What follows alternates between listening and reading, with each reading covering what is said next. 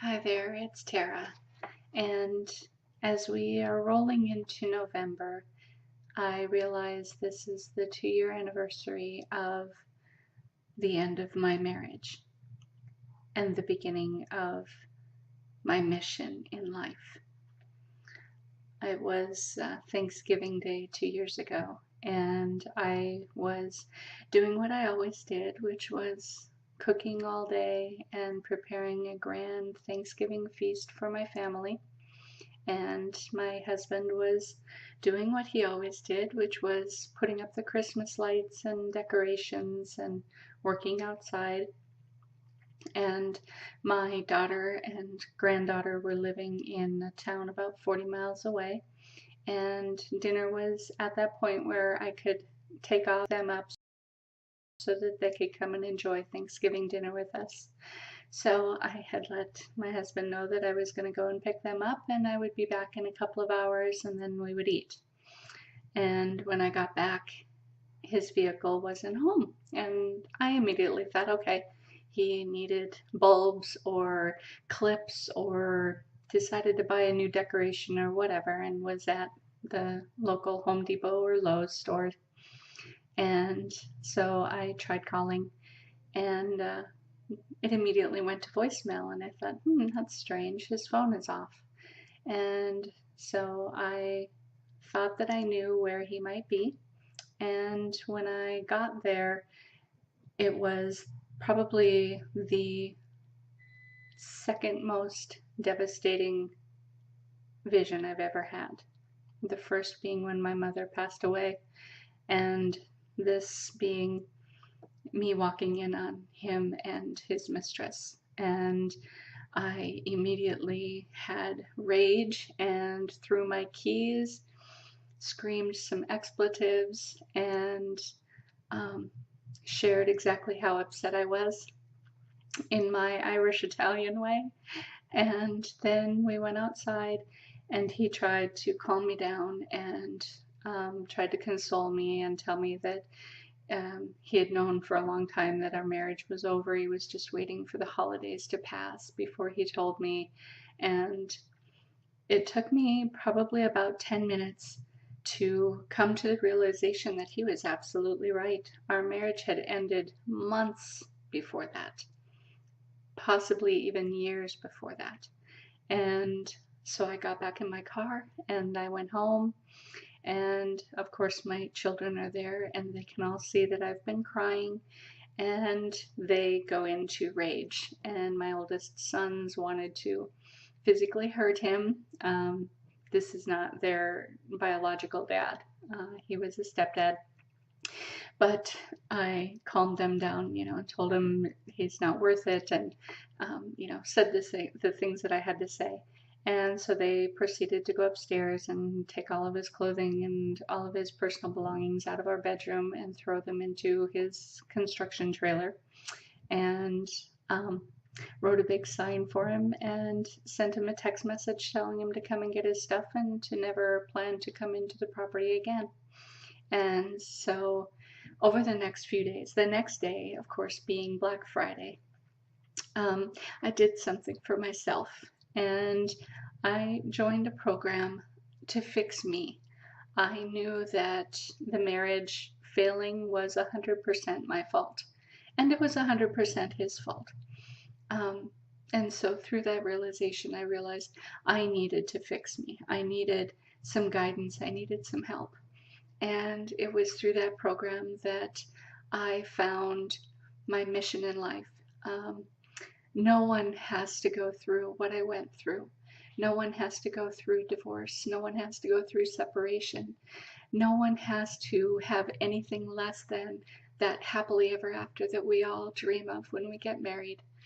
And so it has been my mission for this past 2 years to touch as many people's lives as I possibly can. And I just have a few kind of action steps that I would like to bring to your attention, that in hopes that you can make this your happiest holiday season ever and maybe bring some joy and some love and passion back to your marriage. The first one is to find out each other's need structure, and not only find out their need structure, but how they like their needs to be met. And it might not be the way you would want your needs met, but remember, it's all about them. It's about finding out how they want their needs met. The second thing is to love unconditionally. When we have children, we love them unconditionally. No matter what they do, we will love them. They could murder someone, God forbid, and we would still love them. And that's the love that we are supposed to have for our spouse. So love them unconditionally. Remember, they are only human. They're going to make mistakes. We're going to make mistakes. And that love is unconditional. It can never be taken away. The next one is forgive first. Apologize first.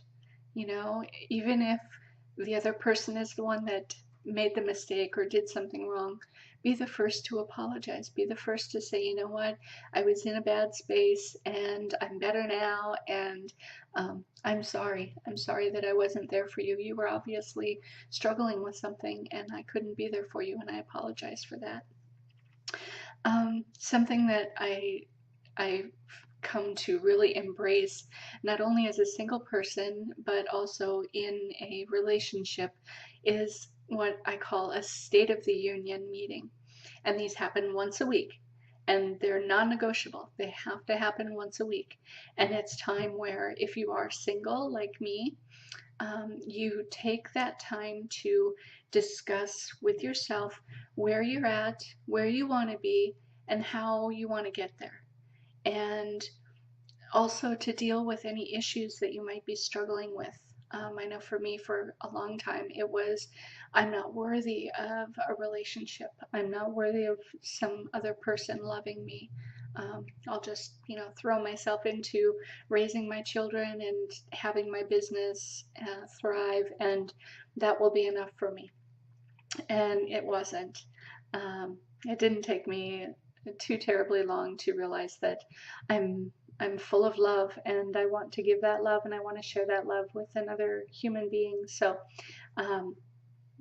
the State of the Union meetings really helped me, not only when I was single, but even now that I am in a very loving, amazing relationship, that every week we share that time together and just talk about things that come up that might be issues. And then also we always end with a growth period where we talk about something that we want to plan together, or how we can grow together as a couple. And so the State of the Union meetings are non-negotiable. They have to happen every week. Whether you get to go out or not is fine. If it has to happen at home on the living room floor with a pizza and a blanket, it's your time. Another thing is, men, be a man. Your woman is so full of emotion and so full of life and passion and craziness and all of the ups and downs that we women go through.